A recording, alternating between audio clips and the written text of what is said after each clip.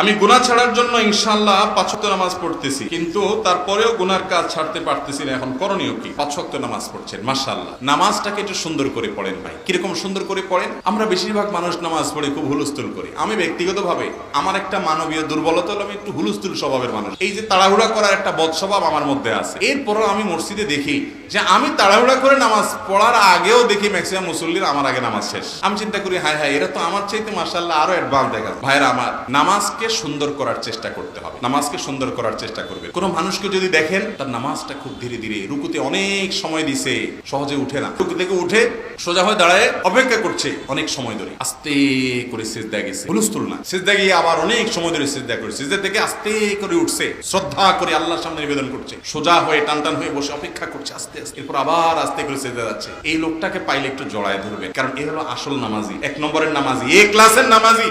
এরকম নামাজি অনেক মসজিদ আছে, গোটা মসজিদে একজনও পাওয়া যায় না। এরকম অনেক মানুষ আছে আমার কাছে, নাম বললে আপনারা সবাই চিনবেন, সারা দেশে মানুষ চিনবে, কিন্তু নাম বললাম না। এরকম ভাইয়েরা আমার আছে, জেনারেল শিক্ষিত মানুষ, ব্যবসায়ী মানুষ, মাদ্রাসার বারান্দায় যায়নি, কলেজ ইউনিভার্সিটিতে পড়ছে। আমি নামাজের দিকে তাকায় দিকে, আরে আমিও তো এত সুন্দর করে নামাজ পড়ি যে তার 2 রাকাত নামাজে 10 মিনিট টাইম লাগা, দুনিয়ার মিটিং সিটিং ব্যবসা বাণিজ্য সব গোল্লায় যাক, নামাজে কোনো ছাড় নেই, কোনো তাড়াহুড়া নেই। তো আপনি যে গুনাহ থেকে বাঁচতে পারছেন না, নামাজটাকে এইভাবে পড়েন, ইনশাআল্লাহ দেখবেন অপরাধ এবং পাপের প্রবণতা থেকে আল্লাহ তাআলা আপনাকে বাঁচান।